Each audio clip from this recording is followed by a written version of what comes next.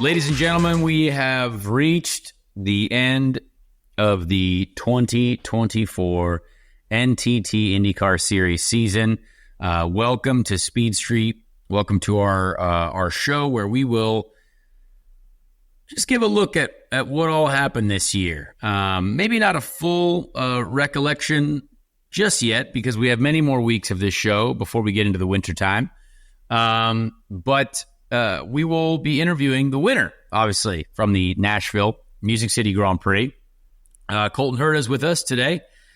We also interviewed Alex Palou yesterday, but that will be on next week's show because we want to keep kind of with the schedule of like, hey, winner, interview, champion. Well, we've got no race in IndyCar this weekend, so we can keep that for next week. Two great interviews over the next couple of weeks, which is going to be, I think, very enjoyable. And my IndyCar season is back to being completely unemployed again. My IndyCar life is completely back to unemployment, but feel really good about Nashville. So let's talk a lot about this weekend. I think we have so much to be proud of as a series. I think the race was, again, better than people expected. There were moments where it was maybe not as exciting as Milwaukee was, but a strong crowd. I mean, honestly, looking at the stands felt good. The entertainers, the folks that were there felt great. So we're going to get into it all, and we appreciate you being here. But Chase was also in Nashville. If you saw us and said hello, we appreciate you. Handed out a lot of Speed Street stickers this week, which was really, really cool. And yeah, be sure to, if you got a sticker, you're probably already listening to this show. But if not, tell someone to scan the little QR code on the sticker, because then they can listen to the show too, and they might be happy as well. So Chase, what'd you think, man? Nashville, great weekend. Great weekend for motor racing and entertainment and sport.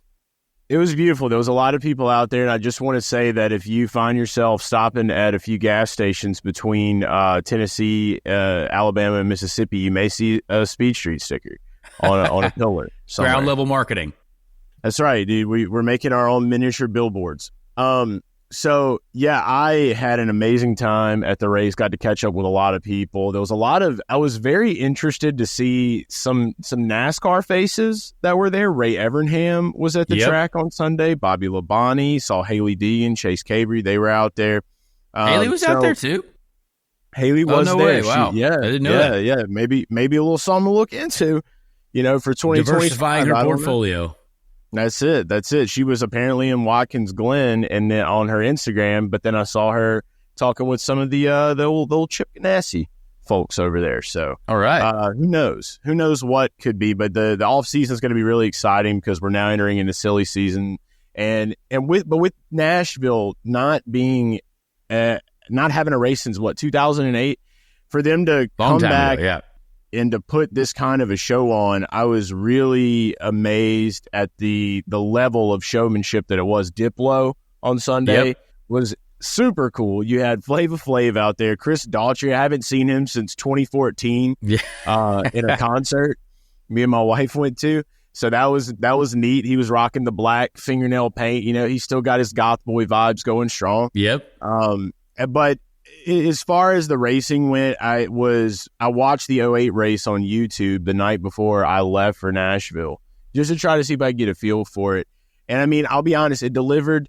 Getting to see Colton getting his first win, and we'll talk to him about it, was really cool. His first oval win, that's always a very important moment, especially because of the broad discipline skills that the drivers have in IndyCar. And also, too, just all the hospitality from everybody at the track. They have some great track employees there at Nashville. I've been to a few of the NASCAR races there, and they're always on point and on game. Just they really try to take it over the top. So all the fans that I met out there, some of the drivers that I've finally got to have some one-on-one time with, getting to kind of talk with them a little bit more about the future was awesome as always. And it was good to finally get Scott Dixon his Bass Pro Shop hat that I've owed him for quite some time. That was a very funny moment.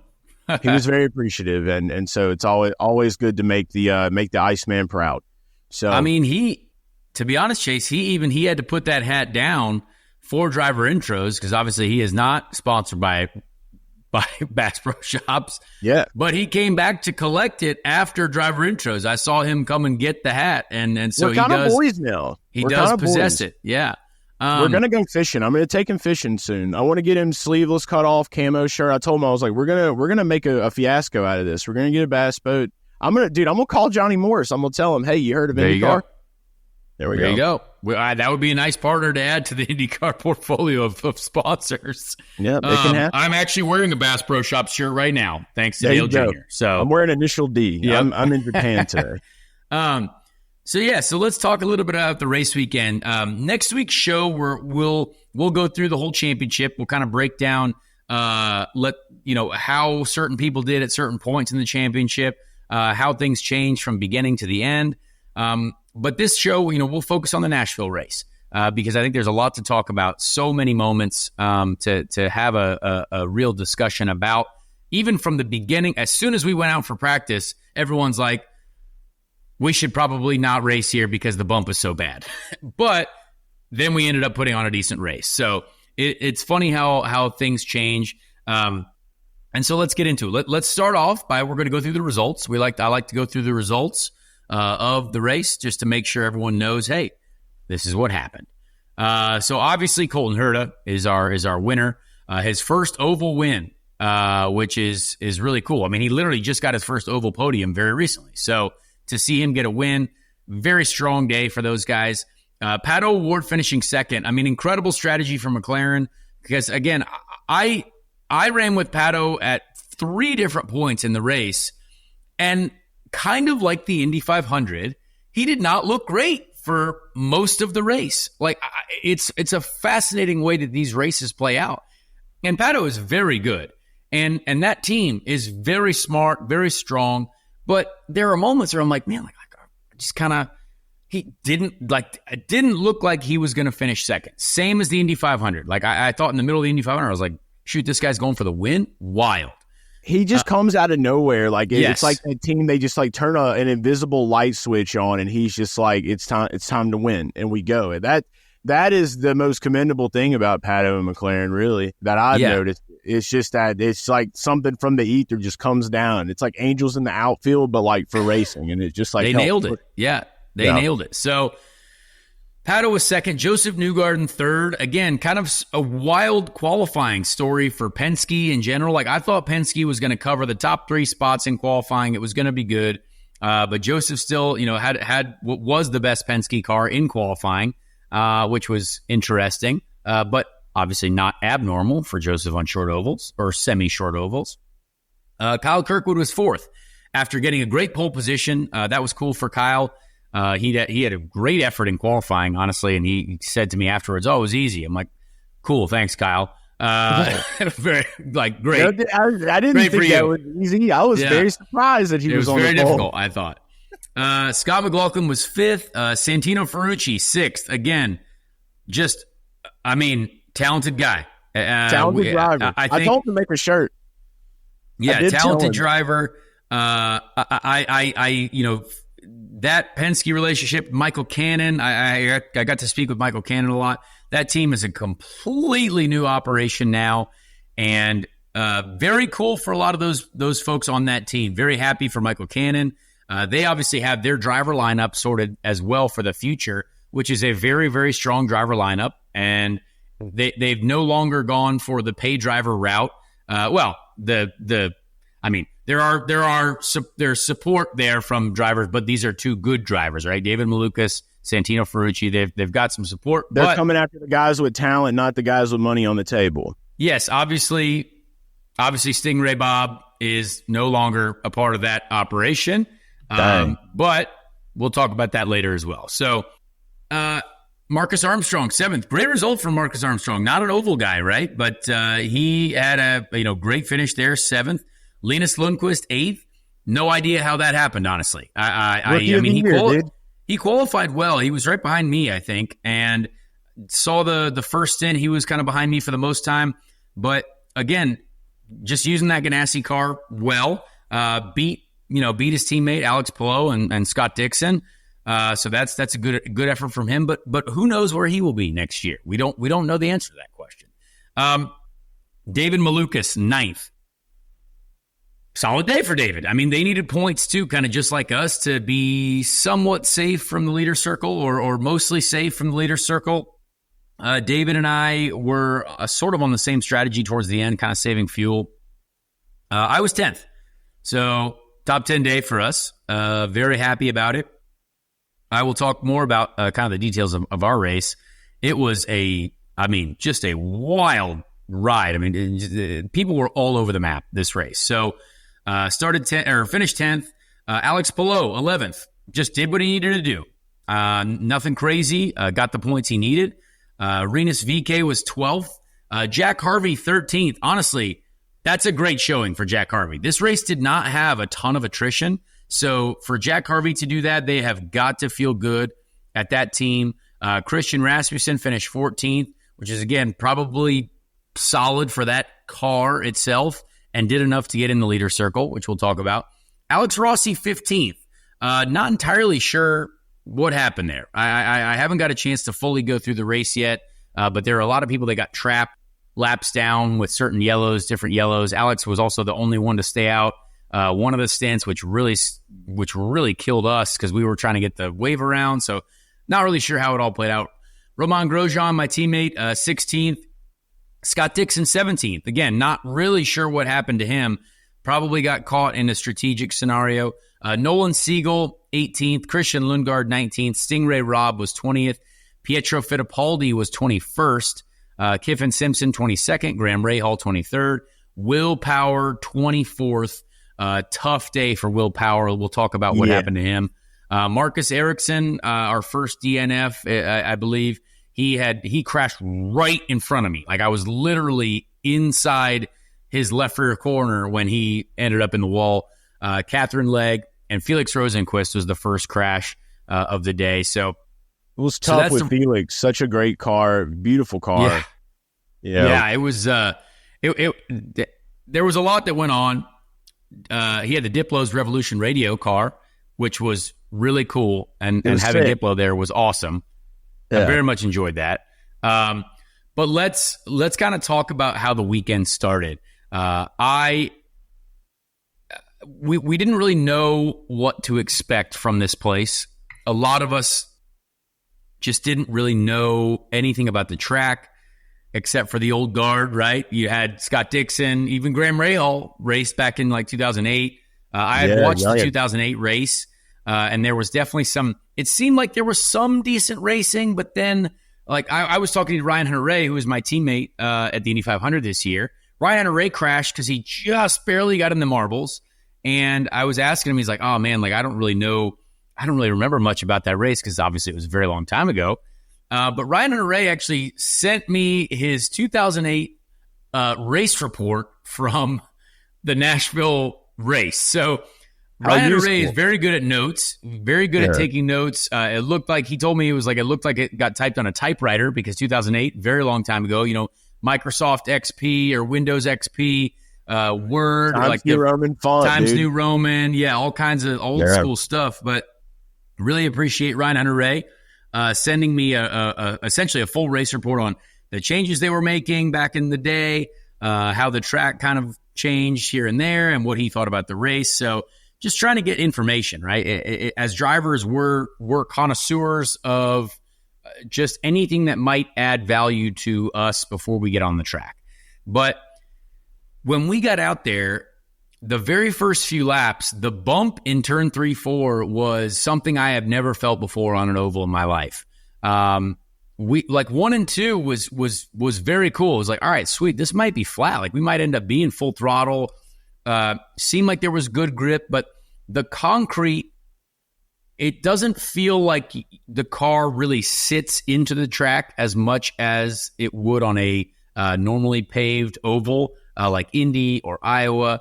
Milwaukee's a little bit different because that's a very old surface as well. But this surface, being the concrete that it was, just seemed to be different. And so it took a little bit of time to get used to that. But we saw right out the gate, Nolan Siegel hits the bump into the wall.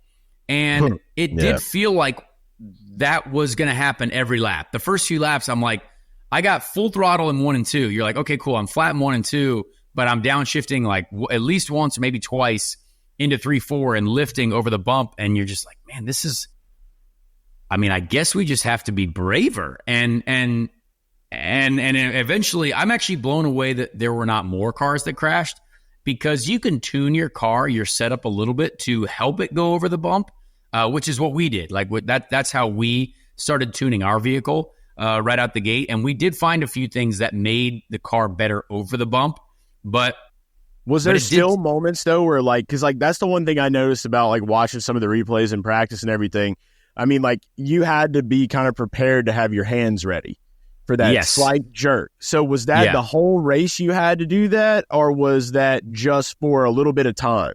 No, for sure the whole race you had to do that as well. But to kind of give people an idea of what it's like to go over a bump at a very high speed oval. So our cars are there. our cars are so low to the ground that they are designed to produce as the maximum amount of downforce at a certain ride height. So if you're out of that window, you produce a little bit less downforce, which means less grip, and it's harder to drive. So you want to keep that car in the window. Now, when you hit a bump, and again, you might not be able to see this bump. It's not a speed bump, right? But for our cars, it really does look like a patch that was just laid out over the track. They tried to grind it, but they ground the wrong part of the track. Oh, like no. they ground the bump like before the bump. So there wasn't actually, so they might have made it worse by where they ground down, which is still very hard to believe that we even got to that point where it's like, how did you miss that part of the track? Because I think without that bump, this race would have been even better.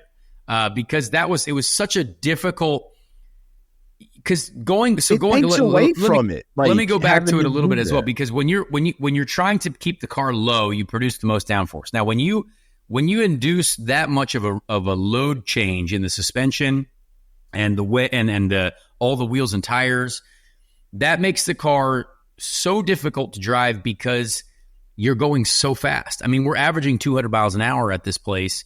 You're producing a lot of downforce from the top of the car because, again, with this aero package, we had nothing on the floor. I had mentioned that, I believe in maybe the last episode, but at Indianapolis, the 500, when we qualify, we take everything off the floor of the car. So you have strakes and sidewalls on the floor, the diffuser of the car, creating a lot of grip. And for the racing, when you're in dirty air, the floor downforce helps you a lot because it just gives you more grip. Yeah. But this downforce package was nothing on the floor and just the top side, obviously just the top side wings. So it makes the car even more unstable to drive when you're only relying on the top side downforce. And so all of these things contribute that when you throw essentially like a small motocross jump at these vehicles doing 201 miles an hour, it's very challenging for us to control. So initially, like let's say your car, it has too much understeer, too much push, it's too tight in NASCAR terms. If you hit that bump with a lot of steering lock, when you jump that piece of pavement, that means that the front tires get really light, and when they come down and you have so much wheel in it, that snaps the car into a bit of an oversteer moment. And that's essentially kind of what happened to Nolan Siegel too. So your goal is to kind of get the car rotated earlier in the corner so you can go over that bump straighter. And when you go over it straighter, it's a little bit more efficient. But if you're loose even before that, well, you're leaning on the right rear tire so much already that when you hit that bump, then you unload the right rear, and when the right rear lands, then that loose moment is even worse. So you kind of have to find a middle ground, and it took that entire session for us to be like, oh boy, I think we can now do some laps, and it was okay. But when we got towards the end of the session, and we had ran a new set of primaries, and then everyone had to run a new set of reds at the end because we had never run the reds before. No one had any idea. And I just happened to, at the end of the session, we put on the new reds, and I just never lifted. And I went through 3-4, and I got through there full throttle, and landed on the other side of the bump, and the new tire grip helps you so much that it caught me. And I was like, okay, all right. And at the end of the session, there were several people who had not got flat yet, but it did seem like, okay, this track is going to be a track that we got to talk about trimming now. We got to talk about taking downforce out for qualifying. We got to try to figure out how we get an extra mile an hour out of these cars, because you notice that, I was 11th, I think, in practice or 12th or something like that. And 0.2, puts us first. So it became so close that you're talking about, okay, we got to take some rear wing out of it. We got to figure out how to get this car to go faster down the straights, because it does seem like we do now have enough grip to be flat all the way around. So that is a challenge. But like at the end of the session, my teammate Roman, he was like, "You went flat?" And I was like, "Yeah." I don't know why I did that either, or how I did that. But a lot of us at the time were like, "Dude, that's crazy to go flat." But that was what you had to do, and that was how it had to be in qualifying. You saw the cars that were forced to lift usually slid down the order a little bit. But qualifying was a wild one for us. We didn't really know what to do. We knew we had to trim because, again, we thought we had a pretty good car. The team brought us a great car. We made some good changes. We were kind of always decent in practice. And I really wanted to be aggressive. Like we had to qualify well, because if we still didn't know if it was going to be a good race. And when we get to qualifying, thankfully, the first few races that we've been together on the ovals with JHR, I had to be like first car out or second car out. But we made up so many spots in the championship that we were like the 8th car out this time in Milwaukee or in Nashville. So that was really handy. But it was kind of one of those moments like before Indy qualifying. You're like, oh man, we took out some downforce, but I got to be flat. Like we got to do it. And we have never, for the engineers, it's very difficult because at Indy, you know exactly what every trim level does. These cars have been in the wind tunnel. If you take out 1 degree or rear wing, you know exactly how to match it with the front wing. You know everything. But this car, I don't think, has ever run this exact downforce package. And certainly, I don't think they have any data in the wind tunnel from it. So when we trim the rear wing, you have to match it with the front wing. You have to match everything to where you're not gaining too much oversteer or understeer. But we don't have a lot of numbers when it comes to like, is that going to be real? We have simulation data, but we were hoping that we were going to nail the right amount of front wing for the rear wing trim that we had. We were hoping that we were going to nail the gears, right? Indy, you have gear ratios that you hope to run just one gear depending on the wind, because if you downshift, that's usually a little bit less efficient than just being able to run one gear. But here we were kind of doing the same thing. It's like, do we need to run 5th and 6th? Do we need to run just 6th? Do we need to run just 5th? And you kind of have to determine that on your outlap. So on your outlap, when you go down the back straight, if you get a certain amount of rev lights, you're like, okay, I need to use 6th only. And so we figured that out. And on the run, it was a good run for me at the time. I thought it was decent. David Malukas got to go in front of me, so he's obviously been very good at short oval qualifying. Yeah. And our car, we just missed it by a little bit. Like if we would have had maybe a half a turn more front wing, I think we could have been starting inside the top 5. If the bump wasn't there, would you be in the top 5? Put it that way. That's impossible to tell because everyone's completely different. Because everyone has to deal with the bump, so it's a very different. It's impossible to compare that. But yeah, it was one of those things that I just had a little bit too much understeer in the car. So at the end of the run, I was a little bit disappointed because obviously at the time Malukas had gone faster, but he'd only gone faster by about like half a mile an hour, not even half a mile an hour, like a couple tenths of a mile an hour. So I was just curious to see where that would put us. And sure enough, we go through the whole qualifying order, and I am blown away that we are staying where we stayed. Like we on pure pace qualified 7th, and that is super impressive for our team, for the group of people. I mean, we out-qualified Penske cars and Andretti cars, Ganassi, like super, super proud of our group because I don't think people realize how difficult this is, and especially on short ovals. So I was thrilled to have that speed and to feel like, all right, I don't have to be a hero like in Milwaukee now on lap 1. Like, I don't have to do something crazy, try to pass 20 cars to get us in the game. because we're now in the game. Like we're in the game. You're at the front. There was even another engine penalty. Santino, obviously, he got an engine penalty as well. And that was the only one that we were able to take advantage of. So we ended up starting 6th. So row 3 for us, I mean, we were thrilled about that. I mean, what did you think of the grid, Chase? Like it was kind of a bit surprising with Palou towards the back, even McLaughlin towards the back. I mean, it was kind of crazy. Yeah, no, absolutely. And that's another part of it all is like getting to be there this weekend and kind of, meet the team a little bit and talk with them. Like how big of a moment, like after the race, like when you were talking, with your team about what you guys have accomplished. I saw a post that was on Instagram that I thought was really cool. And it was just kind of showing some quotes like with not just you, but with Roman, and just from the team in general. Like, I mean, it's an amazing thing to see because I know you say that you don't really know if a lot of people see that, but trust me, from the conversations I have, a lot of people are seeing that, and it's just a very impressive thing. So how was those conversations with everybody at Juncos Hollinger after? Well, I mean, we'll get to the race in a second, but after qualifying, for sure, I mean, it was really, really cool. The team was super pumped. It was the best that car has ever started. So, the 78 car has never qualified that high. So obviously, I got them their first podium and their best ever qualifying. Podium, yeah, their best ever qualifying result. So I feel like I am trying to do my job. I feel like I think you kind of did your job. That has to do something. I would think. Yeah.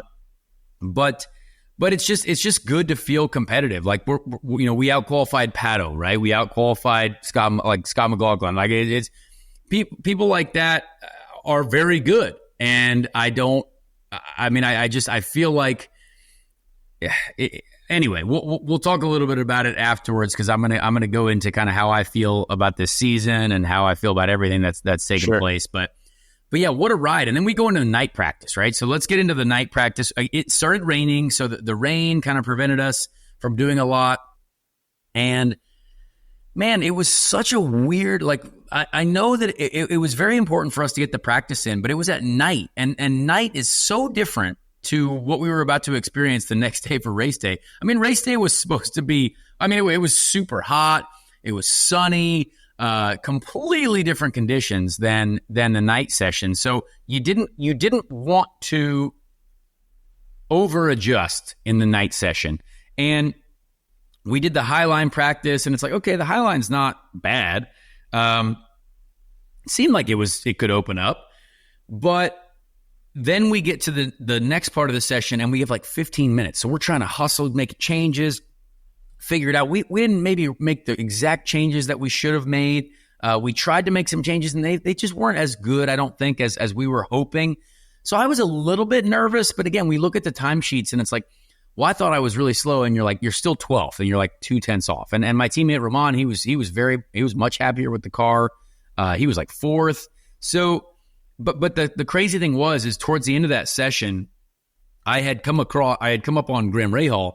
And I'm like, okay, I'm going to just peek one tire out to the right, like just to the high side of him and see if I can get maybe a run. And I immediately got in the marbles and almost hit the wall. And I was like, okay, well, this is really bad because if you peeked out and you immediately thought you were going to crash, that made me nervous for the race because I was like, oh man, like that would be such a shame if this was really going to be that bad. So I didn't know. Like at that point, I was like, oh, like we gotta keep our track position, which was super important. But again, we saw Kyle Kirkwood have a failure in the suspension, which is over the bump.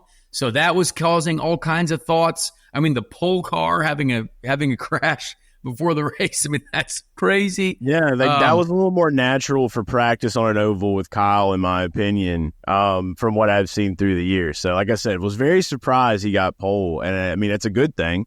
It's coming up, but I was when I saw that happen, I was like, wow, like that's got to be like the worst feeling in the world, right there. Tough for those guys. Yeah, that was brutal. But yeah, I so kind of not really sure what to think of overnight. It was going to be a lot. In that situation as a driver, you rely on the team a lot. Like you rely on your engineers. You're like, all right, let's look at everything we made, all the adjustments, and let's just figure out what we think could be the best package. It also takes some experience together, right? So we have to look at Gateway, we have to look at Milwaukee and figure out, okay, what really worked for us there? What might help us here? And just build a package that we, as a group, feel like we can go racing in the best possible scenario like this. Now, after that practice session as well, we had to decide what tire are we starting on, because we had the primary tires, we had the alternate tires, which was a whole other ordeal. It did seem like the red tires were wearing very aggressively, and we're like, oh boy, this is going to be That's what Pat really was bad. talking about. Yeah, how, this is going to be real bad. It got. Yeah, so we have to run 2 sets of red tires, which is even wilder than the road course racing, where you just have to run one of each. So it was, we had decided to start on red tires because we thought, all right, we want to get rid of them as soon as possible. It will help me at the start because they do have more grip, but they don't last as long. So just kind of an interesting ordeal overall. But to get into the race, what a great day for the race too. Great day, great fan support. The autograph session was awesome. Not a cloud in the sky, by the way. Yeah, there were a few clouds, which were nice, but then it was sunny, and then it was just a good day for racing. After the forecast, I mean, everyone thought we were never even going to see the racetrack because it was underwater. So I'm glad we didn't trust the forecast. Meteorologists were wrong. Debunked. Yeah, meteorologists the early predictions were a little bit off. Yeah.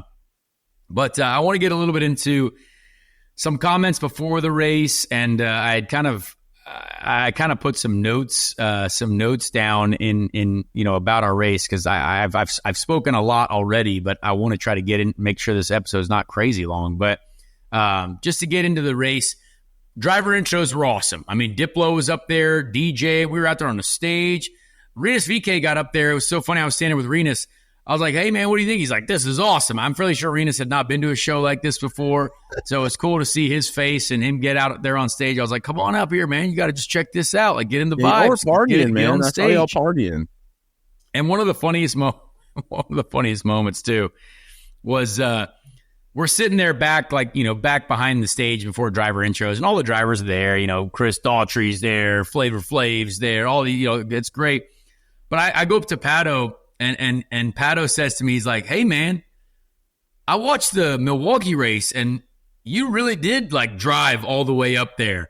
And I was like, oh, yeah, thank you, man. He's like, yeah, I mean, I know people said, you got a lucky yellow, but, that's actually not true. I was like, thank you, Pato. Imagine that, people on the internet being completely inaccurate. It was so funny. He was like that. He was wildly impressed that we legitimately drove to third. And it was just funny to see his face, because he was like, I had no idea. And I was like, yes, thank you, Pato. I still know what I'm doing. But it was a great comment. It was a great comment, because I was like, oh, those words are just so meaningful at this moment right here, because it just felt good. So that was a funny comment to receive before the race. But yeah, the intros were awesome. Great crowd of people there. And even, honestly, the grid of the race felt way busier than any other grid other than the 500 this year. A lot of people, lots going on, a lot of pictures, a lot of stuff, just activities, just human beings in general. I thought I was in a crazy rush to get to the car and try to use the bathroom in time before the race. And just hectic, and you want to stay focused and try to just be ready and spend time with your family. I had a bunch of my family was there, my girlfriend, obviously. Yeah, we got yelled at, by the way, all of us. By a shout out to whoever the woman was on security. I called her Tammy. I mean, she was on her job, dude. She was out there. She was yelling hard. I mean, she was chip chopping. Yeah, so she got to shout do out it. to Tammy. Yeah, but it was great. We had an invocation that was like nothing I've ever heard before. I mean, NASCAR invocation. That was a NASCAR invocation. We had a man who loved his energy. Could not really hold it together during that. Guy, Connor, the same guy from the old Nashville races that did the old one for NASCAR. I think they brought him back, but he wore overalls this time. If you can't just enjoy that, it doesn't matter what you think about, religion, whatever it is. But that's just, I mean, hey, that was a happy guy talking about going racing and everyone just being safe. I thought there's nothing wrong with that other than, hey, this guy's got some energy. So I really enjoyed that when I started. I was hyped up after that one, after that invocation. Just a hilarious moment. IndyCar needs more viral clips like that. We need that clip going around. we need people to understand that we are a real form of motorsport. So that was good. But man, once we got into it, let's just get into this race. It was a wild one right from the beginning. We started 6th, so we're obviously in a good spot. Kind of not able to use as much of the track as I wanted. We just kind of fell into 6th where we were. I think I lost 1 spot early on to someone, but so we ended up kind of running 7th for a while. But it was very difficult on the opening stint for me because, again, we're trying to nail the downforce. We're trying to nail the tire pressures. You know, we had an issue with some tire pressure stuff the night before, and we were victimized by tire pressures on the very first stint. I was so loose on the first stint of the race. I thought I was going to crash every single corner, every lap. When we talk about tools in the car, right? I'm going to do a video about the tools. Don't worry. I'm going to do a Tech Talk IndyCar video on the YouTube channel. If you're not on YouTube, please go there. You can check it out at some point. It's not up yet, but it will be. Front roll bar, rear roll bar, maxed out both ends, weight jacker completely to try to help me not spin. Car was so loose. But I also noticed that Will Power was way worse than me, which was crazy. Will Power had made some good moves at the start, but he started coming back to us like crazy. So past Will Power and just kind of settled in. And then towards the end of my first stint on the Reds, other people on the primary tires started to overtake us. I'm like, okay, now it's getting dangerous. Like, we're about to crash here every lap. But we did make it, I think, longer than originally we had intended to, because they lasted somewhat long. But when we got into the pits, I was so thankful. I was so thankful. But after that, when you pit a little bit early and there's some people on the primaries and they go way longer, you're at so much risk for a yellow. And we were victimized by said yellow. When the first yellow came, we had got trapped 2 laps down.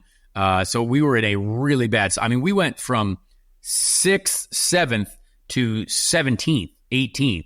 They were like, hey, yeah, so we're not on the lead lap anymore, and you're 17th. And I was like, oh, well, this sucks. I honestly thought, well, great, our day's over now. But you always have to keep the faith. And when we started going on the primaries, we were kind of passing people on restarts, figuring out how things were going. And the primary tires for us were getting much, much better than the red tires when it comes to longevity. But it started to get, the outside lane was kind of working on restarts. So you're like, okay, cool. Some people really trusted it a lot more than I expected. Chase, when you watched, was there more racing than you expected, I guess, in the first half of the race? I mean, it definitely took away the thought of me going in saying this is just going to be a kind of a race off pit road. Like, that's kind of where I feel like a lot of people's heads were at, right? Like, this was all going to be about who gets in and out of pit lane at the right time. And so to see it be that way, I do think that the multiple tires, it really did help provide a lot more of that. I guess you would say, well, a little bit more of kind of like closer. Tried to get what we saw in Milwaukee. It just added some variation. So I think the tires really, they deserve a lot of credit for that. But without that, I'm not sure if action wise it would have been what everyone wanted. I guess I would say that much. I was though entertained. But it's hard for me to say because I'm always entertained. I just like watching cars on track. So it's like for me, it's different than what it would be for I guess the general casual fan of like kind of wanting to see those battles. But we did have some incredible battles. Yeah, and I think out there. When you mention the tires, it is important to know. Like, I think the race would have been very different. If it was only the primaries. I do believe that there would be some fuel saving. I do believe that there would be some. Maybe not quite as much action, but when people were on the red tires, they knew that for a few laps, you definitely did have more grip.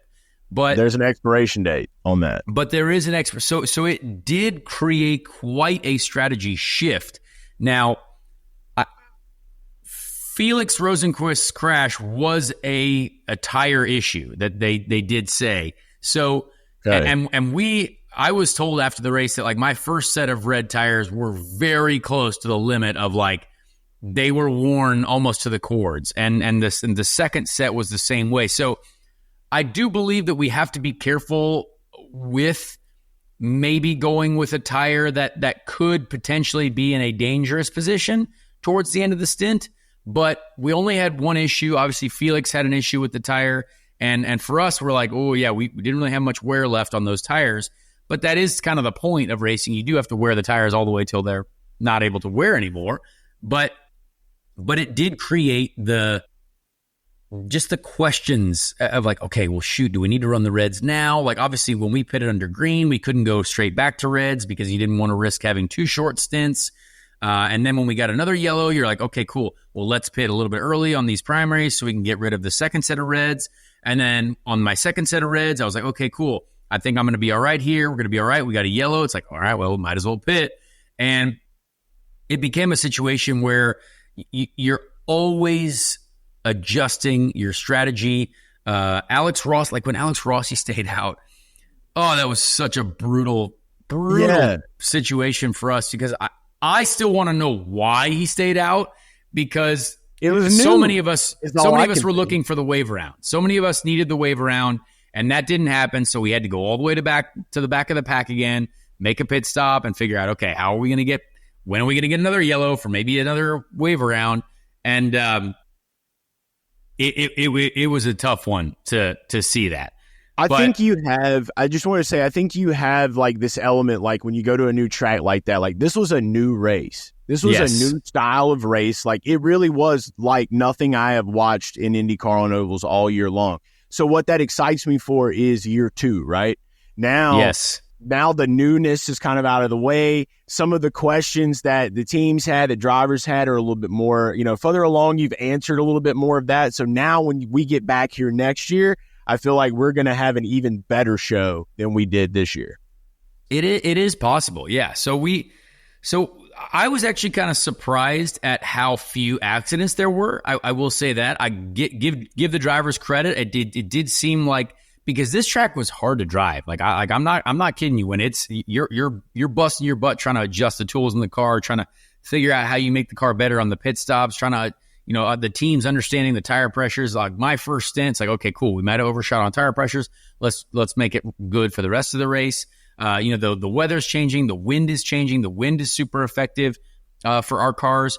So, when we finally got to a point where we could get our lap back and we finally got back on the lead lap, it was like, oh man, here we go. Like that's what we needed. Like we worked our way to a position to where we could finally take advantage of a yellow, get the wave around, get on the lead lap. But for the end of that race, I knew when we pitted and they told me how many laps to go, I was like, this is going to suck. Because I knew how much fuel it took to, I knew how much fuel you would burn in a full stint. And there was a few more laps than that to go in the race. But it was our goal at the end to save fuel. We were on the lead lap. We were just a bit outside the top 10, and there were several cars that were a lap down in between me and cars that I was racing, but we had to save fuel to make it to the end. And some people decided not to do that because, again, some people probably still had another set of reds to run, right? When you get to the end of the race, sometimes you're trapped and you're like, we have to run reds. And there are some people that got them out of the way at the beginning. Some people got them out of the way in the middle. Some people had to use them at the end. Pato was one of those at the end. Yeah. So that becomes a very difficult quest for me because I essentially started at the back of the pack on the lead lap, knowing that I had about like 12 cars in between me and like P11. And I was actually with Alex Palou. Alex Palou and I had both got back on the lead lap. We were on the same strategy. Me and Alex Palou, I'm like, okay, cool. Well, he's smart, so I'm going to try to do what he did. So I passed him at the start of the last restart and passed a couple other cars, got all the way up to Jack Harvey, who was for position at the time, and kind of started moving up. But I knew I needed to save fuel. And that last stint was one of the most painful last stints I've done in a long time in a race, because on an oval, when you're saving fuel, it's so dangerous. Like, you are so much slower than anyone else. But other people were trying to save fuel too. So we ended up being in a situation where we weren't the only ones doing that. I knew Alex Palou was doing that, but you never want to surrender track position too. Right. So it became a real battle of when do I save? How do I save? If you're in a pack of cars, you can save more fuel. With the road course wings that we've got on, the short oval wings, which are the road course wings, the car has a lot of drag when you lift off the throttle. So when you're lifting to try to save, you lose the pack in front of you quite quickly. And it's very difficult to stay in the right position of all right, I'm going to use a leaner map, but also try to stay behind this pack and save fuel, but then also lift, but then also try not to get dropped. And then it was a real challenge for me. I honestly did not know if we were going to make it. It seemed like there were several other folks who had already bailed on the strategy and were pitting, but the team was doing a good job kind of keeping me up to date with the number and how it was going to go down. And by the end of the race, I was actually so mad because I thought I was last. I was like, I don't know what was going on here. I was like, I have no idea. And when you look at the race, end of the race, there's people who did the 4 stops, which are the top 3. Kyle Kirkwood did 3 stops. Marcus Armstrong did 3 stops. David Malukas and I did 3 stops. So we were 4th of the 3-stop strategy. So technically on our strategy, let's say the 3 stops work out, we would have finished 4th. But it didn't quite work out that way. There were several people who made 4 stops, and that ended up being the ideal strategy. Now, for me, I have to be pretty satisfied because of those cars in front of me that did the 3-stop, they were way further ahead in the pack, so they didn't have to work as hard to save, whereas we started last. And Alex Palou was on the same strategy as me, and he had to bail off and make 4 stops. So I felt pretty good about that, considering we were on the same fuel burn, and I was able to make the fuel, and he had to box. So that was good. But I was at the end of the race, I was like, oh man, how did we, that was really tough. How did we do that? And they were like, well, you finished 10th. And I was like, all right, well, I'm not as upset now. I'm like, okay, but the thing is if we have the most fun thing overall about being with a good operation and a good team and a good car is that, that was not the best day for us. It was unlucky where we were. I think our car was good enough to finish higher, but we had a bit of an unlucky day and we still finished 10th. And that's when you're in a good operation. When a bad day is 10th. I would have committed unforgivable acts in the years of 2022, 2023, 2021 to be in the top 10, be in the top 10 in a more regular basis because we were struggling so much with that vehicle I was piloting. But it was a really satisfying feeling. And Chase, what did you think of the end result? Was it as an exciting finish, from the fans' perspective? It seemed like a really cool race to watch at the end when I look back at a few clips. Yeah, I was actually in Colton's box on pit road whenever they won. So getting to see that whole team, get to celebrate that, getting to see Michael, roll up, and he was hype. Everybody was really excited for Colton. So to watch that last lap come through, that's always great to see someone get their first win on an oval like that. Just that's it's an accomplishment in itself. He was really pumped about it too. We get to talk to him about it, but he was really excited, and it was cool to hear his radio messages. He was. And then with the rest of the field, obviously with you in 10th, I know I came up, talked with you a little bit, and everybody was kind of winding down. Pato making his big run, a lot of that, he was talking about was because of the reds. He was zooming. Getting up there, and it was like he felt like he was on a rocket. So it ended up being great. I loved the show that was put on by Colton with the donuts, as always. I feel like every driver should tear it up. Just find some way to get creative whenever you win like that. And then really just from the fan perspective in general, I guess you could say Nashville did a fantastic job. Obviously, you have the big stands. Everybody that was in the infield, you always had a great vantage point to kind of watch from.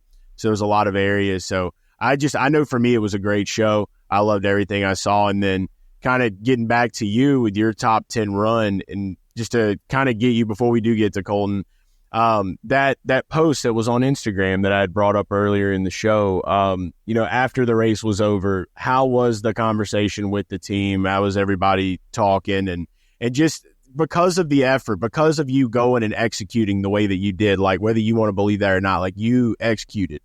You did it. You did what you needed to do. And so I just kind of wanted to hear for myself and for the listeners out there too, like how are those conversations after the race with you and the team? Yeah, I mean, it was great. It was a great feeling. I mean, I think when we look back at the most chaotic like last 6 weeks of a year for me in a long time, this operation, when I got there, when I knew I was having a chance to go race for them, they were obviously taking a little bit of a gamble, right? Ricardo, he's so bad. He's a racer. He wants to do well. I believe that team, everyone there wants to do well. Grosjean is a very talented driver. He's qualified for them really well. He had a few great races for them. But obviously they were so down on luck with Canapino and what was going on there, and they were sliding out of the leader circle, which is $1 million, which is really, really important for a team like that. Useful. A smaller operation. And I think we had two results that really could have been much better even still. We finished 13th at Gateway after getting full on wrecked and having a damaged vehicle. And I mean, that was a race that we started inside the top 10, which right out the gate felt really good. We go to Portland, and again, Portland, we missed the whole first session. We get wrecked in that race too. But if you were to actually look at the data, which people on the internet don't like to do because they're not smart enough to look into things and maybe make formulate a real educated opinion. Some people, we were much faster than where we finished there. We were gaining a lot of momentum in that race. Felt really good physically. There was no attrition really, so we obviously were where we were, but I am right with, we finished right with David Malukas, right with Yuri Vips, who everyone thinks is a hero. He's a very talented young driver. I don't know what else you want me to do. Sometimes you have bad days on a road course and you can't do anything about it. Like road course racing is road course racing. If it's a good day, it's a good day. If you're trapped at the back and there's no yellows, you're just there. Nothing happens. On an oval, you can maybe make a few different changes and make a better day for yourself. But road course racing can be exciting, but sometimes you're just stuck where you're at. So, obviously that's going to happen in a 5-race stretch. There's going to be a race where it's like, all right, that's just, we're kind of, what is what it is. So that was a shame. Bounced back so big in Milwaukee. Well, yeah. So Milwaukee was an amazing experience for the team, for us. It felt so good for me. It felt so good for both days. But again, if you're going to try to piece all these results together, of course, race 2, we had an issue, right? So we had a lot of issues in a short amount of time, but I think we made so much out of the short window that we had. And I'm really proud of it. I am in a point now where I truly do not know what I am going to do in the future. I don't know. Everyone's like, hire Connor, all this stuff, like, oh, that's surely enough to get you a job. Like, that's not how this works anymore. Like, it works for Linus Lundqvist. It works for a younger driver, but not for me because I have been around too long already. I don't get that happiness momentum anymore. There's no like, wow, he did really well in all those races. Like there's a lot of speed there. That's the sport does not work like that for me, sadly. And I don't think I can't really compare the case to anyone else because I've stuck around longer than I expected to stick around because I want to do this so badly and I want to compete. But there's not really many other drivers who have kind of been stepping around here and there. And so, when we go back to the drawing board now, we have to raise a lot of money to be at this team because there are so many drivers out there right now, so many who could make a case for this seat for sure. Even Romain Grosjean, my teammate, is not signed there yet for next year, right? But like he would like to be back. I would like to be back. I feel like when if a team truly has the ability to hire a driver, then I would hope that my name is up towards the top of that list for what we did. I enjoyed working with this group so much, but I will always be honest with our listenership because, and some people might say, oh, it's like negative or like, oh, that's tough. But this is the real world that we live in. It's hard. Not everything is just butterflies and rainbows and happiness. Like this is hard. Yes, we did well. And then there were a lot of people like, oh, maybe like we could crowdfund something. It's like, no, that's impossible. I'm sorry. Like it's an amazing thought, and I appreciate all the folks that are commenting on all the pictures and the videos. That it means so much to me because it feels really good to be able to make my fan base proud. But there are at least 9 to 10 drivers right now on the list for JHR, and I want to be at the top of that list. But that list is going to, get trimmed down very quickly because you want to sign your drivers for next year sooner rather than later. Ricardo and Brad have been awesome to me, Brad Hollinger.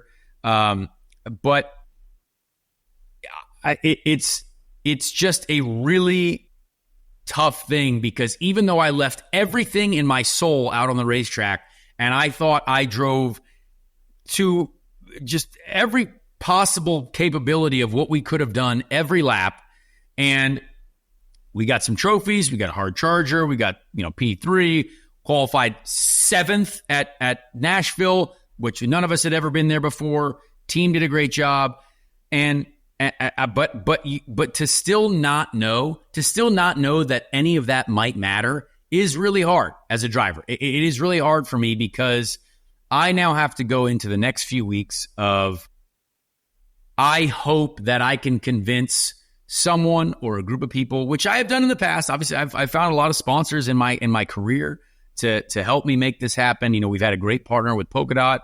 We were with the U.S. Air Force and BitNile and all those folks. But I have to go into a situation where all of that work that I did, and again, I was like, we got the $1 million for the team, which is amazing. But I was essentially doing all of this work to hope that I could get a job in the future and realistically not make a lot of money myself doing any of this because the team is already struggling with the money side. So I'm like, okay, well, I'll just drive for you. That's fine. Love of the game, man. For the love of the sport, which is hard. Fair. But I was treated so well by this team. They believed in me. The engineers, but I try to tell people how difficult it is, because imagine if you had your dream job right in front of you and you're like, you performed, you hit your sales numbers, you did all your things, and there's a ton of other people out there who have none of that. Especially some of the drivers, obviously, you've got drivers that have a ton of money, but zero racing results in IndyCar. That's got to be frustrating. But the doors have to stay open for the team, right? The employees that are so talented have to be, paid their salaries. They have to keep the operation open. It's very hard to put all of the pieces together. So I'm very thankful. It's very emotional because I before the Nashville race, I was like, is this going to be the last time I get to suit up for a season finale? Is this going to be the last time that I get to do a race outside of the Indy 500? Because I'm getting very close to the point in my career where, if this chance doesn't work, there's no way I'm going to get another chance. I'm too old, honestly. And even though I believe that I can do it, I know that with this team, I believe that we could do it on road courses as well, which people still, for some reason, forget. Let them know. Some guy was commenting I can't do it on a road street course. I was like, dude, my first podium's on a street course. I know what I'm doing. I've been in the Fast Six several times. I know what's going on. That's what we should do. We should but start it's about the car. Charging them to go against you head to head on a road course, and then we can get the money built up. That's what we should do. But it's something that I don't know if I will get that chance. I really don't know, and I want it more than anything. I've been completely refilled with excitement, with enjoyment of the workplace again. You hate to drive just with revenge in mind, but it feels good to just feel good doing the job again, because for so many years I felt like it was just the worst possible environment I've ever been in my life, and it just made life terrible. But now this is such a happy spot to be in that I want it to work. So that was kind of a long monologue about what the situation is. It's perspective, man. I mean, that's your perspective. It's just the honest perspective about how this business works. it might not matter at all what I did. I think it matters a little bit. I would like to think so. Yeah. And I'm going to work hard to where that even if, whatever happens, I can be very proud of it. I am super proud of the last few races. So proud of it. But yeah, want to work with Ricardo and Brad and the whole group to be at this team, to just, even if it's just, 1 year of going at it. We all know each other more. We're able to probably hit the ground running as soon as testing starts. But yeah, that's where we're at for now. I don't know what the future holds. I really don't. But I know that in the next few weeks, it's going to be very important to try to, build something, to get some, financial support in place to where we can go racing together, because I love this group of people, and they deserve to be excited about racing as well. And I think that's a very fun thing. That's it. That's my monologue about where I'm at now, what the situation is, and the raw reality of how difficult this game is right now, and how many drivers there are out there on the outside looking in. So there you go. There we go. So with that, let's get to our winner. I feel like this has been a long episode of me talking a lot, but there's a lot to talk about this race, and I thought it was a lot of fun. So I hope you guys enjoyed listening to that and hearing about it. And we now have Colton Herta, who is a winner. He is a winner of this race. He did a great job. Amazing to see him be so excited about the race. So let's get to our interview with the winner, Colton Herta. Well, folks, we have a returning guest, another win for Colton Herta. Colton, honestly, an amazing second half of the year as well. I mean, second in the championship. I actually did not realize that you got second in the championship until I was looking at the standings yesterday, checking out all the ending stats, and I was like, oh my gosh, you really did that. So that's got to feel good, right? How are we feeling?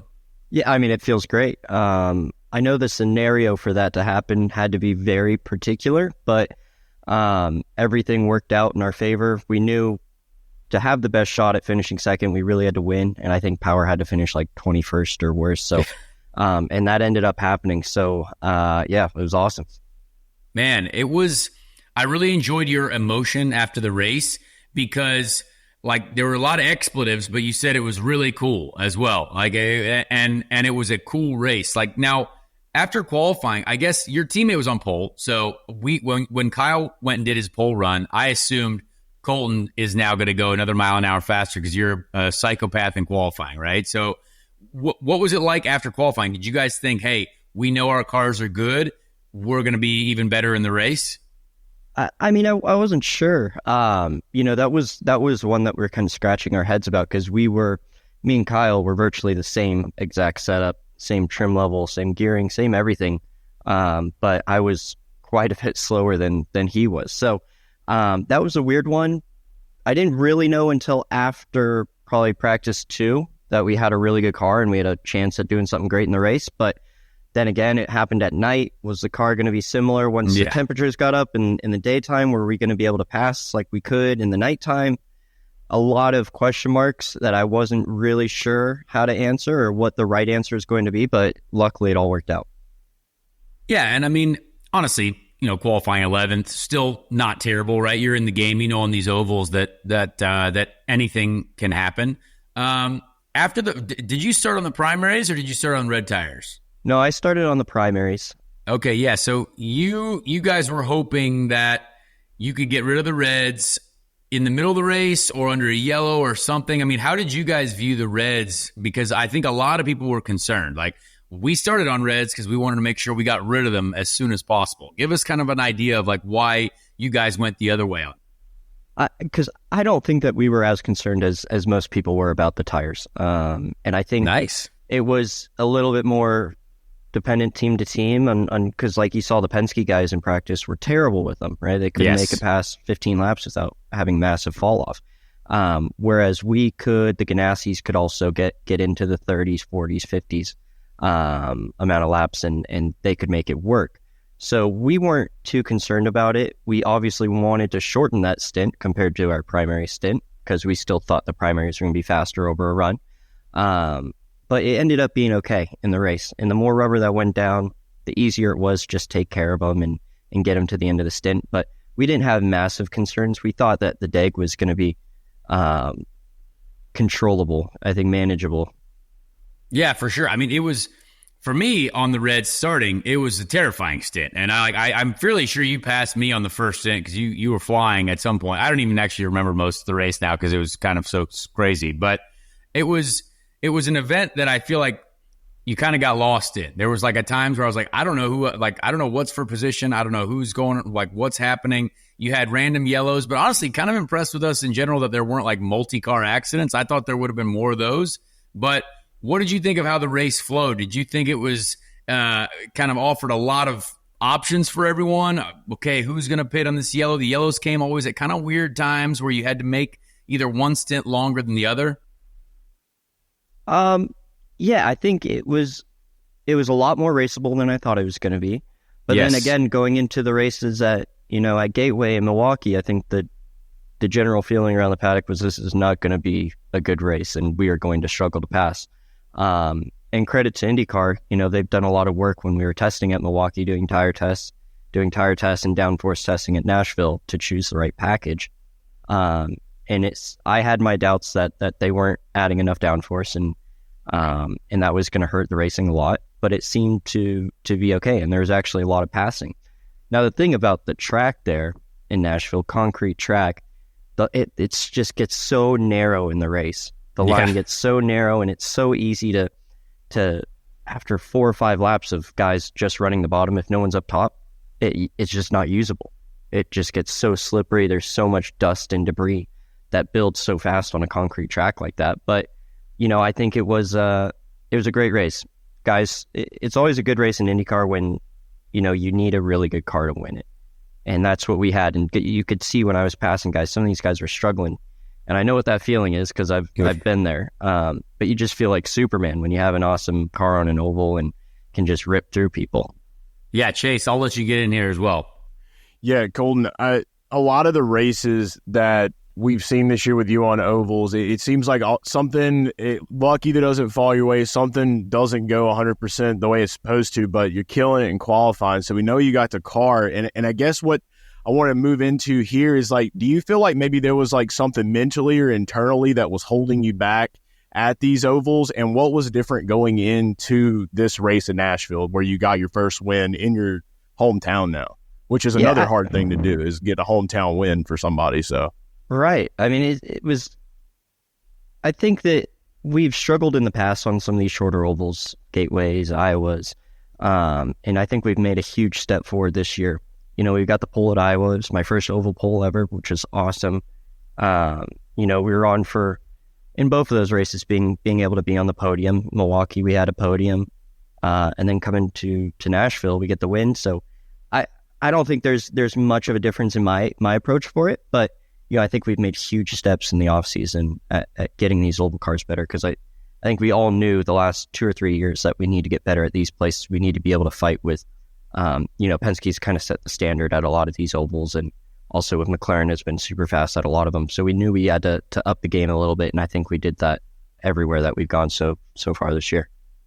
Yeah, there were at the beginning of the year too. It's so funny. People start talking wild on the internet, and it's and you know how I feel about it. And some of it is just so stupid that, but that no one chooses to look at the bigger picture here. You had the second most top fives in the season, right? So like it's pretty consistent. And yes, was there some crazy stuff that happened towards the beginning of the year? Yeah, absolutely. But like this is a full championship, and you are the next guy in the order. All right, Alex Palou, great championship. Colton Herta, and I mean honestly, I don't see why going into next year, why are you not going to be one of the favorites? Because there was a lot of strong performances. And it seems like Alex Palou, obviously, still maybe we talked to him about this yesterday, but not quite there on the ovals yet. And you guys seem to have hit your stride. Do you feel extra confident going into next year, knowing that, hey, you might have the whole package covered for next year? 100%. And I think the most impressive part is our raceability has been amazing this year on the ovals. You know, I qualified 11th. That was my second best qualifying on the ovals this year. Oh, really? Yeah, I got the pole in Iowa. Yeah, and then I qualified. The next best was 12th, and I've been all the way back, you know, to last after crashing Gateway. So our raceability has been massively improved. We've always been good qualifiers on the ovals, but the raceability just hasn't been there. We haven't been able to go through a full stint and be able to compete like some of these other guys have. So that it's a massive turnaround for me. It fills everybody up with confidence seeing that turnaround in 1 year. And you know, now it's just how can we get even better at these ovals? You know, we just showed that we can race, we can win. Now, how can we get that next step where we can all just be the dominant cars without a doubt? So let's talk about your move to win against Pato. And again, I find this race so funny because I'm fairly sure the stint before this last stint or wherever it was, I did an entire stint where Pato was we were just driving around at the back. And I don't know where it was or what part of the race it was, but somehow with these strategies, the way things work out, it's like, all right, well, Pato's back at the front.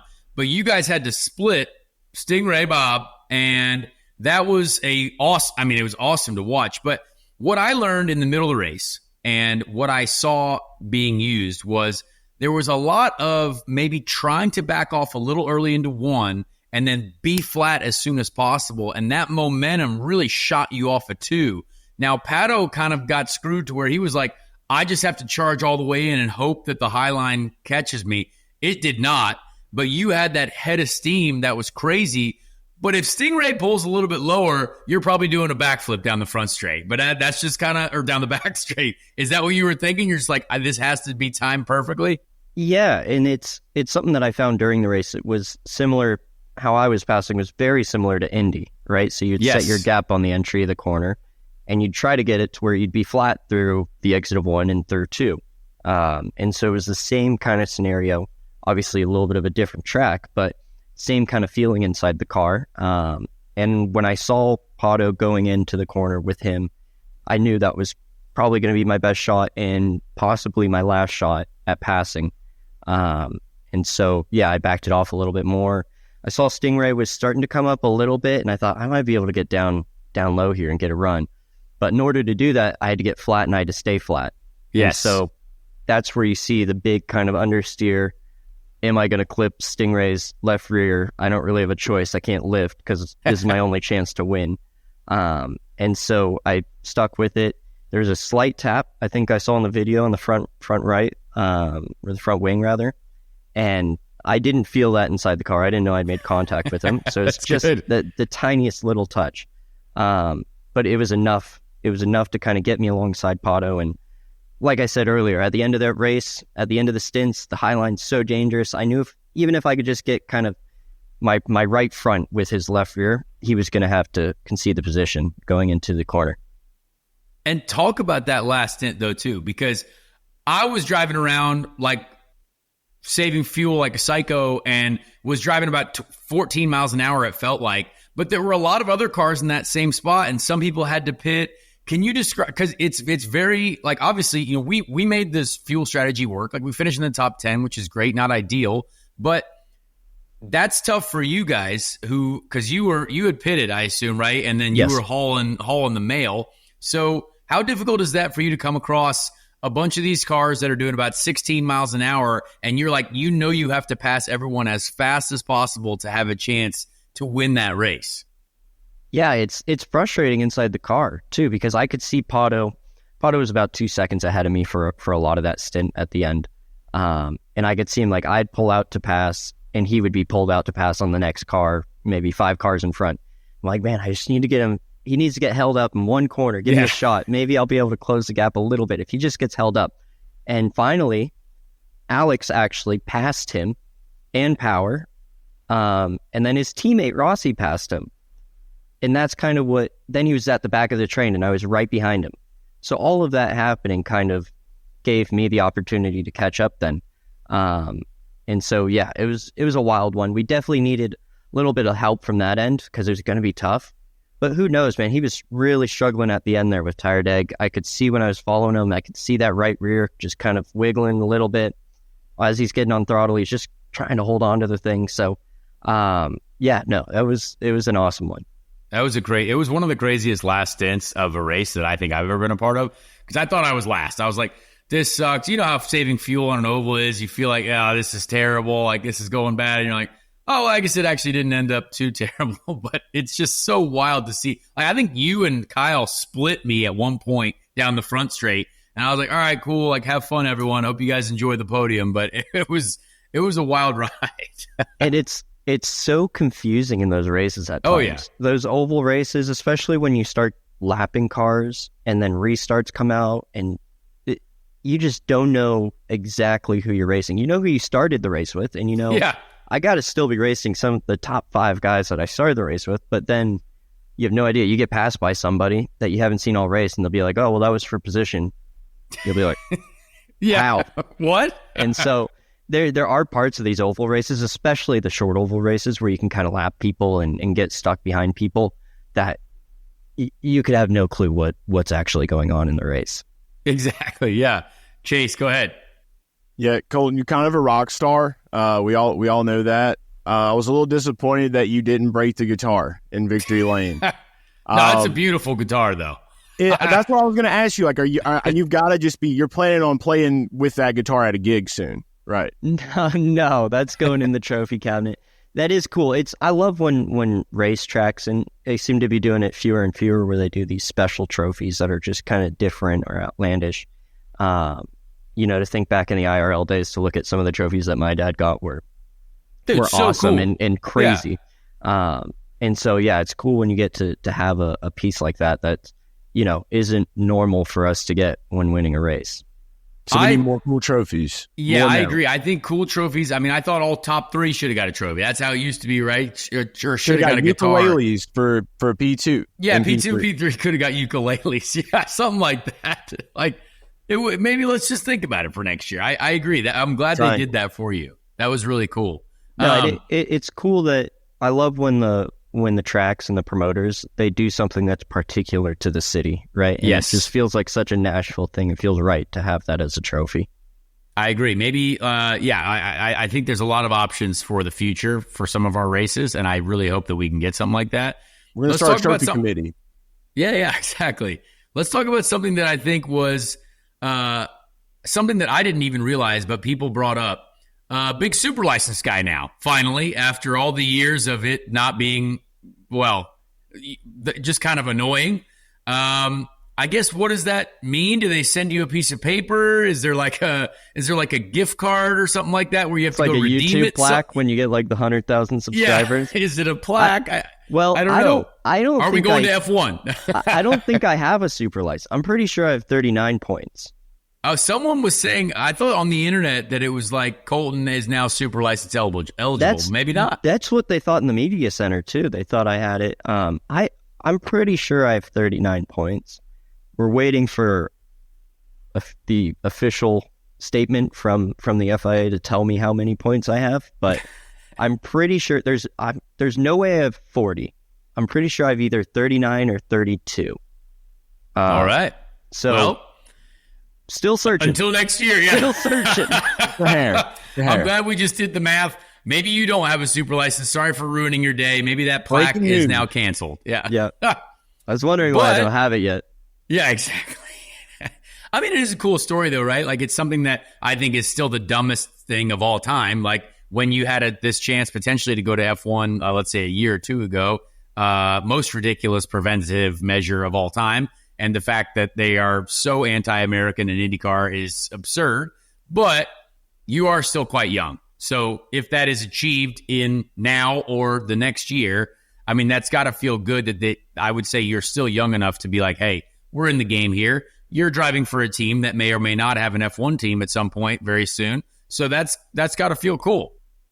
Yeah, no, it's good. And at the very least, this will be the closest I have been to one, but yeah, it sucks. I understand somewhat the rule, and what they're trying to stop from happening. But then again, if it's stopping people that can get into F1, then maybe it's needs to be looked at differently. I agree. I agree. At the end of the day, I just want to see Cadillacs in F1. I'll watch F1 if there's Cadillacs in F1. You know what I mean? Like that's as far as I go.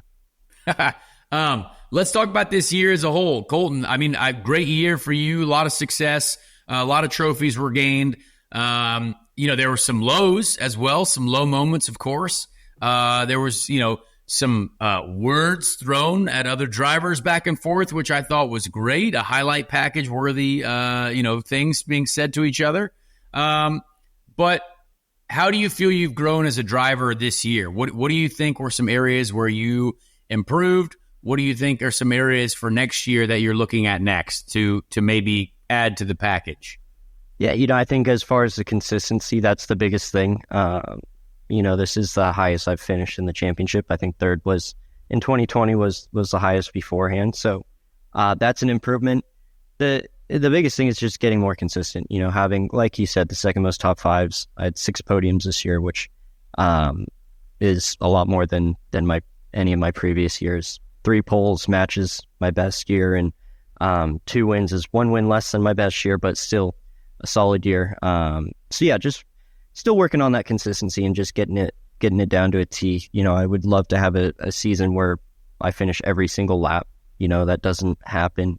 There's probably a handful of guys that have done that, where you don't go a lap down on any oval, so you finish every single lap of the year. That's probably a goal of mine. I love that. Let's rate the after party, the Tootsie's after party, which was a very unofficial, but ended up being quite an interesting evening. Let's share a little bit with the folks. Were you there when Will Power started playing drums? I wasn't. I left that. I don't think you were there either, right? I know. I was gone. Yeah. I left I wasn't out super late, but apparently Willie P said, "Let me get up there." Yeah, and that's awesome. Good vibes there. Good vibes up there. I mean, there were some bumpy roads, but there were some good vibes. A lot more people out than I expected. No, that was fun, and it's good when you get a good group of guys that we have in the paddock to get out there and hang out. It's a lot of fun. Yes. So before we let you go, Chase, I'm going to let you get one more question in here, and then I have one. I was just going to say, since you moved to Nashville now, like, what's the I saw a video that y'all did where you were making Marcus Ericsson a cowboy hat. Did he appreciate it? Is he going to wear it as often as possible? Will we see him wear it on the grid in 2025? Wasn't he wearing it? He was wearing Sunday it at Tootsie's. He was wearing it Sunday night? Yeah. I'm proud of him. He was in fine shape Sunday night. Did you get him tassels and a bolo too? No, I think like most Europeans, they just love the idea of like Americans just wear like steel boots and cowboy hats and huge belt buckles, which is not true. But I think America's a lot a of Europeans, a lot of Europeans love it, especially going to Nashville. Oh yeah, where I guess a lot of people do wear cowboy hats or dress up more than maybe make pretend more than they would be in their normal lives. But I think he is a guy that loves America so much, so I think he just felt in his element. He felt as American as apple pie that night. Yeah, he's an Indy 500 champion. I mean, that's the greatest. I mean that essentially gives you a gives you a citizenship card. I'm fairly sure. Then you become fully American once you win Indy 500. CD. I'm going to get him a Garth Brooks CD to top it off. That's the icing on the cake. Off-season plans, Colton. Is there anything exciting for you in the off-season? Are there any other motor racing events that you might potentially have scheduled where people can pay attention? And then, or anything fun that you're going to do? Yeah, no, it's a pretty quiet off season for me. I do have a test in Iowa in a few weeks. Iowa.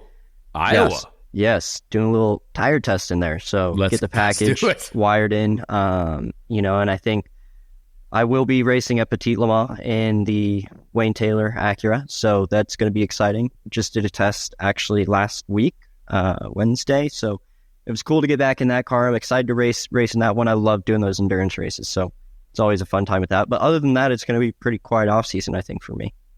That's all right. That's not a terrible thing at all. I want to get very early, as soon as the year now is over. Let's do a top 3 championship prediction for next year. And I want to just get it super early on the books because I love making wild speculation early on because it's very funny. So give us the top three.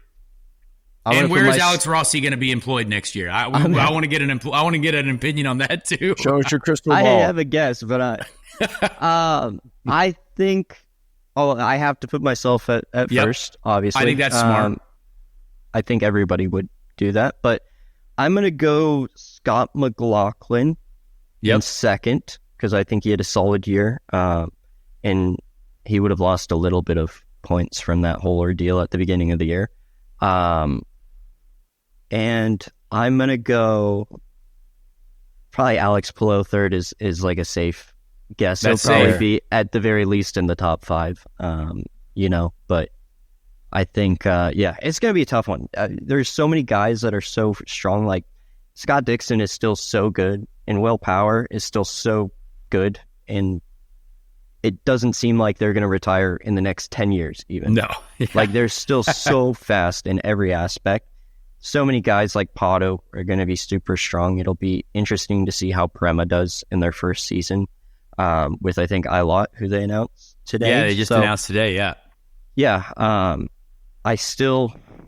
I know who the second driver is. I don't know if it's announced yet, but it's not announced yet. But... you got something to tell us, bro? No, I'm not going to say that. Yeah, but I think there's a lot of exciting things happening in IndyCar, and it's just going to be so much better next year with a huge car count. Looking at a good number of guys for bumping at Indy, which is going to be exciting. So it's going to be a great one. Well, I agree. I certainly hope to be able to join you folks out there on the grid for the future. It was very enjoyable racing with everyone the last few races. I think it was a great product. The second half of the year and certainly these last few ovals were fantastic. And I think it hopefully leads into some great things with Fox, into some great things with the series in general. So, Colton, thank you. Congratulations. Great year. Great overall. Everything. I mean, second in the championship has to feel good. And I'm sure we will speak to you at some point again in the very near future. But thanks for being on our show. At least thanks for the donuts. Thanks for the donuts out there. Donuts for fire, by the way, dude. More donuts Powerful. in the Batmobile. Yeah. Thank you. And I hope to talk to you guys, I guess, Tuesday after St. Pete. Yeah, that'd be nice. All right, man. Thank you. Well, thank you to Colton Herta. Really enjoyed talking with him. Great synopsis of the event, and happy for him to celebrate. Happy that honestly, second in the championship for Colton Herta. I think a lot of people at the beginning of the year after the Indy 500 were like, "He's not going to do that. He's never going to compete for the championship," and that's just silly. So I hope those folks are now understanding. There are a lot of people comparing like Santino and Colton's like top 10s at the time, and I'm like, look.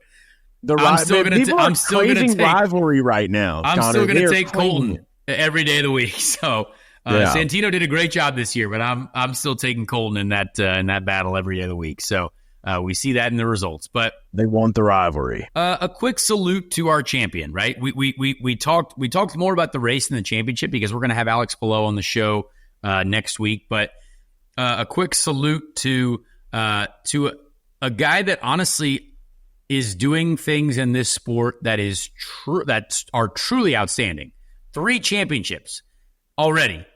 I mean, he literally just got to this series not too long ago. It feels like, yeah. And I want to share a quick story about Alex Palou, the human, because I did not really know Alex Palou at all before he got to IndyCar. Didn't really know him until sort of recently. But when I got fired from ECR, life kind of changes very drastically because I had no idea it was happening. So, when you're trying to train to be an IndyCar driver, right? I had a same trainer for a very long time, but Ed Carpenter and I worked out together with this trainer, obviously helps split the costs. And when I got fired, obviously I didn't want to go to the gym every day with Ed Carpenter again. That was the last thing that I wanted to do in my life. Yeah. And I talked to my trainer, and he did not have any other open time slots in the day at all. So it's not my trainer's fault for doing that, but he has to fill all of his time slots. And he was a great trainer, But I was kind of left without a trainer, without any future. I had no idea what was going on. And so knowing that I wanted to continue to be ready for whatever was happening, I obviously, had some opportunities last year to continue driving with MSR, with Rahal. You have to stay ready as a driver, and you have to stay ready at the best of your ability. And I called Alex Palou, and I said, hey, man, like I knew of his trainer, but I hadn't really met him yet. But I also knew that I don't think he trained really anyone else other than Alex Palou. And who is the best currently in IndyCar? Alex Palou. He's a champion. So I wanted to go and understand, hey, can I train with your trainer? I was like, hey, is there a chance maybe that like you can pass on his information? I need to stay ready for anything, and I'm kind of in a tough spot right now to where I don't really know what's going on. And Alex did connect me with his trainer, Scott, and Scott has been super supportive of me. And then I through this whole process, I got to know Alex Palou a lot more because we show up at the gym, at the same time, most often. And I appreciate Alex Palou as a human because he really, he kind of wanted to keep his trainer maybe to himself because he's doing so well. Obviously, he's physically ready to go and he's winning championships. But Alex Palou shared his trainer with me, and still obviously working with his trainer now. And I have never felt better in my life physically than these last few races. It's tough to drive these cars. It is, and you have to be ready at every level. And it just meant a lot that someone was willing to help. So Alex Palou, as a human, good person. I now feel like physically I am at a level that I've never been at before in my life.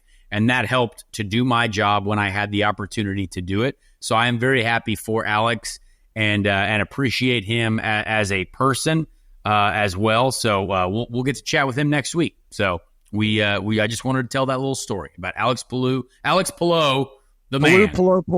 Alex Palou, the man. Really? All right, let's get to the end of the show here.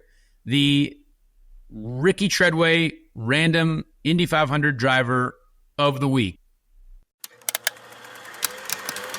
Greatest event of its kind that's ever been run on. Let's meet the drivers.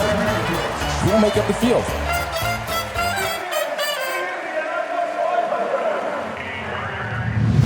This week, we're going to do a live search for the driver. I like going real old. Let's go real old. We're going to go 1926, the 1926 Indy 500. I'm doing this a live search while we are talking right now. Chase, who do you think? There's a lot here. There's a lot here that we can go for. I found one. I already found it. Hang on, we're gonna I'm get over here in. like cross searching with you. Yeah, I'm just trying to see what was going on in the world in 1926. I'm fairly sure this person is not on the list. Now, again, I'm not checking live. Producer Bobby can maybe get a read on if this person is on the list or not. But we went to the 1926 Indy 500, and that race was won by Frank Lockhart. But our random Indy 500 driver of the week is the 13th place finisher, Thane Hauser. Thane Hauser is the 13th place finisher. Thane. Sounds like a Batman villain. Yeah, it's Bane's cousin. Bane's cousin, Thane. Yeah. Thane Hauser was an American race car driver, and he was the father of fellow driver Norm Hauser. Bobby, please check if we have used Thane Hauser or not. I'm fairly sure we have. I can't stop saying it. Primarily a car builder and mechanic, as well as a riding mechanic. That's kind of wild. Hauser served as a relief driver in the 1923 Indy 500 and the 24 Indy 500 for Wade Morton and Joe Boyer, respectively. That's very, very interesting. In July of 1926, he made his only other championship car start at Rockingham Speedway in New Hampshire, finishing 18th after being black flagged 15 laps in. That's hilarious. His attempt to qualify for the 1929 Indianapolis 500 was thwarted by a broken supercharger on his Duesenberg, but he served as relief driver for Jimmy Gleason for 11 laps. Gleason would go on to finish third in that race. race. That's wild. So, okay, this is kind of crazy. 1926 is the only full race that he was credited with, essentially. Wow. He's obviously been a riding mechanic. He's been a relief driver. But when it shows Indianapolis 500 results, we found another driver who only had one. That's kind of wild. Insane, one-hit wonder. Yeah. Also, I think it's important to note that, 1926, that's the first successful liquid-fueled rocket launch. Really? Yes. That's wild. Yes. And Winnie the did not know Pooh was first written on book. That's so you crazy. could get it on book in the world. What a wild deal. So Hauser seemed to be a riding mechanic and a relief driver in a lot of different scenarios.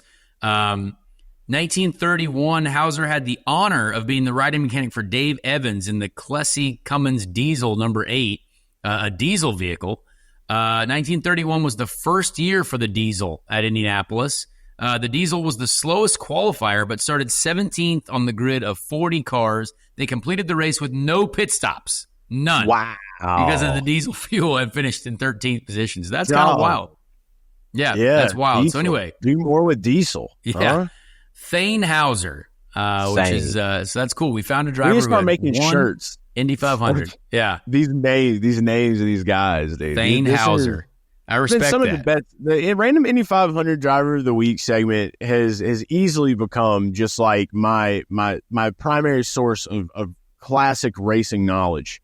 I believe where we are now, it definitely got me digging back in the history. I've always been a history buff. Now we're adding more to it. Shout out to Thane. Yeah, I love that. So anyway, with that, I a couple other notes from Nashville. Maybe we can kind of go over it maybe in the next show. This is a long show. I talked a lot, but we'll probably have some more to talk about.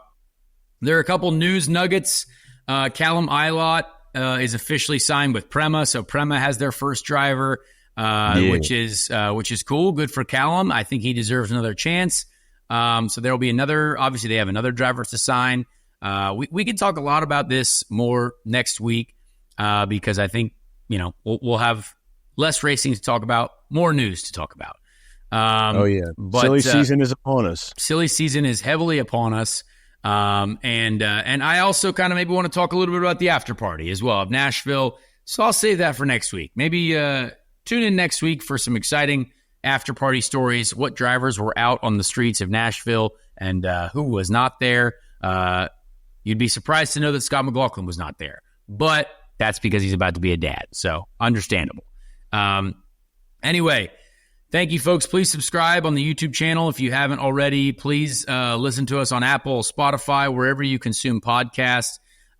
Just click the subscribe button wherever you're at. Click the follow, whatever you're doing. Speed Street has great social channels as well that Bobby runs for us. He keeps us up to date with everyone, and we can see all that. So really appreciate everyone. The IndyCar season's over. I have enjoyed a lot of it and been on the sidelines for most of it, but an amazing feeling. So with that, we'll see you next week on Speed Street.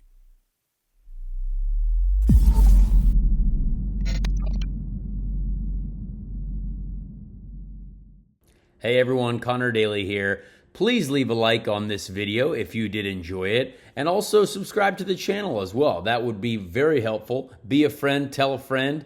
Thank you so much for the support, and we'll see you on the next episode of Speed Street.